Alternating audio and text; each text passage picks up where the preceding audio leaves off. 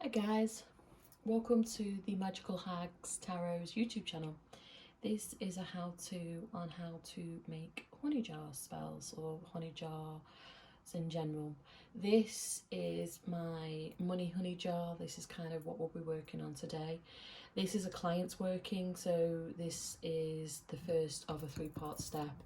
So for them, I've already added honey, spices, herbs and oils to the jar, and I'll add more as I go along. I won't be doing it live on this video just because it's a client's reading and it's personal to them, but I thought I'd go through the steps with you so you have an idea of how to do one yourself, or an easy how-to guide if you wish to try. Obviously you can contact me if you want a professional to do it for yourself, or if you wish to discuss, that's fine.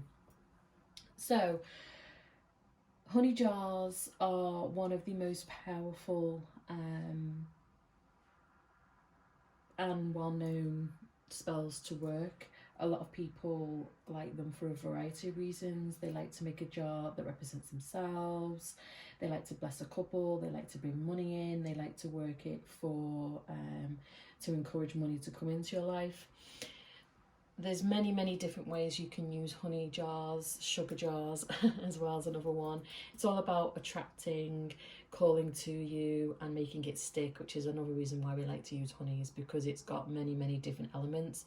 But the number one reason is because it's sticky, it clings on, it holds on to what you wish to bring into your life. So the first part is writing your petition. Now your petition is just a piece of paper with a pen that you write on your details, your preferences, what you wish to bring into the world, what you wish to manifest into your life. You write the name of yourself or your target. You'll turn the paper 90 degrees and write your name on top of the target's name. If you are doing a honey jar on yourself, then you didn't have to do this step. So it's just depending on what you're using it for. For myself, because it's a money jar spell, I tend to write my name, my client's full name, their date of birth, their details, and then I will write to certain sigils and incantations and things on it. So I'm not going to tell you everything, but basically your name, what you want, and then you pop it into the actual jar. Some people like to use pen and pencil. I'm not particularly bothered. I'll actually have a particular pen that I use for money that's green and been blessed and so on.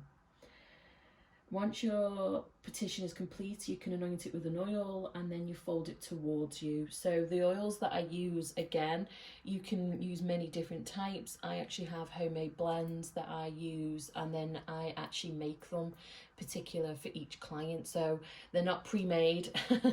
They are for each individual need. I will add certain oils, take certain oils away. I do have a protective and a money oil that I use as my basis, but these are worked on individually, and then like I said, I add them. So once you've wrote your petition, you roll it towards you. Now this is important because you want to encourage the energy to come towards you. If you were banishing, if you were getting rid of anything, then you roll away. Now you can actually use banishment in a money spell, but it would be more for if you wish to get rid of negative money emotions, if you feel like you've had bad luck in regards to money. This case, keep it simple, roll it towards you. When I say towards you, obviously that means towards you. So once you've done that, once you've anointed it with the oils, again, make sure you draw in the oils to you. I like to use my fingers for this. You don't need a special equipment just because you're infusing it with your energy as well then. A lot of people like to, especially voodoo practitioners, like to dot it in 5 each corner and in the middle. I do that, but I tend to draw the sigils or just a money symbol if you want to keep it basic on the actual petition. Then you pop it in, you cover it with the herbs, spices, oils, and then obviously your money. So there you go. That is the easiest money jar spell that you can do. I'm going to carry on and talk to you about other steps that you can take, but that's as basic as you can get. So once you've done this, you are at the point, like I said, you could stop. I like to then once it's infusing, I like to then get my 7-day money candle, which I don't have to one side of me. I completely forgot to pop it here. It's actually over the corner. I should have picked that up. And on the money candle, on the 7-day money candle spell, I will write my client's name, I will write their date of birth, and then around this I will write their wants, their needs, what they're trying to draw to them, and then I will be writing the signals and the runes that I've used in the particular money jar spell that I've got going on at the moment.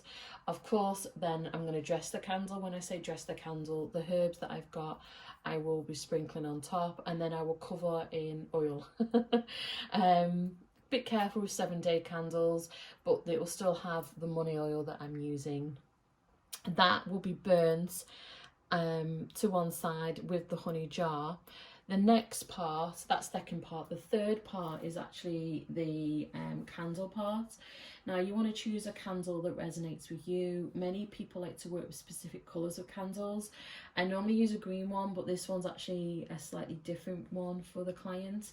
But for example, if you don't have a green or gold candle in particular, you can always use a white candle. White candles are universal. They can represent any colour. And what you would do is you would write your name. I use names and date of birth a lot in my work just because of my clients, just because it's obviously I do a lot of work for clients. But you could put your name on it, or you could literally just put money on it. You could put business success. You could put the amount that you want. You could just put certain sigils, certain runes, certain symbols on there to represent what you want. Now, when I am dressing the candle, when you're doing a honey jar, you always want to make sure that they're coming towards you, so it's from the tip to the bottom. Some people do it opposite, but when I'm drawing towards, I always go from tip to bottom, so as it burns, I'm out of camera, sorry, as it burns, it will slowly burn towards you. Your banishment, you obviously flick it away. So towards you, straight down. This is where all my oils will go. This is again where the herbs will be sprinkled on, where the herbs will be worked in. I always do the herbs after I've worked on, the herbs will be the last part before I actually burn the spell, but the herbs will be ground in. So it'll be runes, sigils, then it will be my oils, and then it will be my herbs going clockwise to draw in that energy. And then I will stick it on top of the honey jar and then I will actually write out the actual spell. So yes, it's a 3-parter.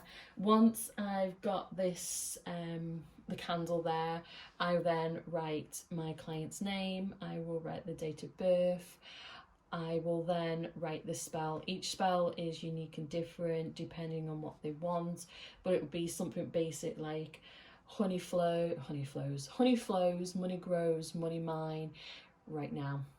That's kind of a little incantation. If you want to keep it simple, you will write maybe money mine or money mine right now or business success. You don't have to go into too much depth.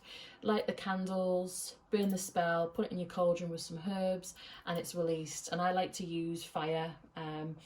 Fire as obviously candles. I like to use them in my spell because it gives it energy. For me personally, depending on how you work spells, how you've been brought up, for me personally, candles, the flame releases the energy of the spell. It gives it power, it infuses it, it makes it work. So once you've done that, you pay attention to it. Obviously keep an eye on it.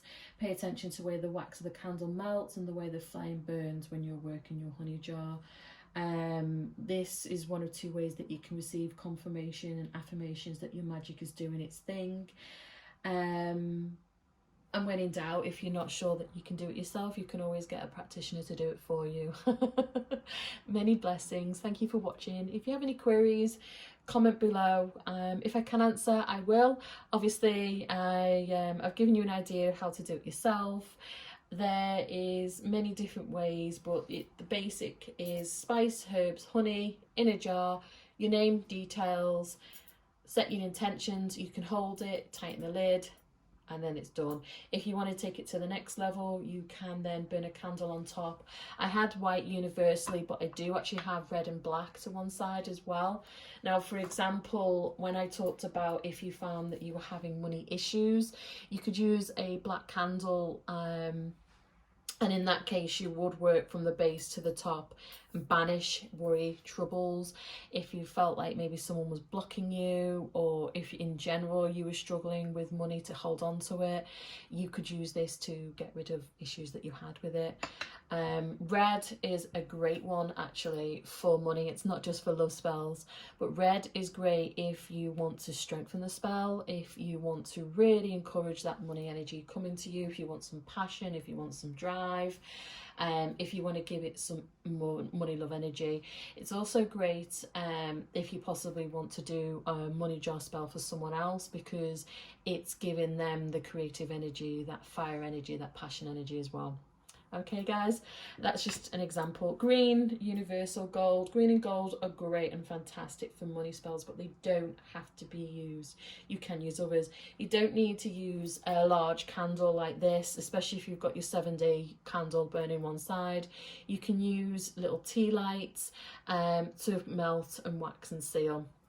If you do use kind of little tea lights though, you might find that the wax isn't as defined or as strong as obviously it would be with these, because there's just not as much wax. All right, lovelies, many blessings. Thank you for watching, and I will speak to you all soon. Bye.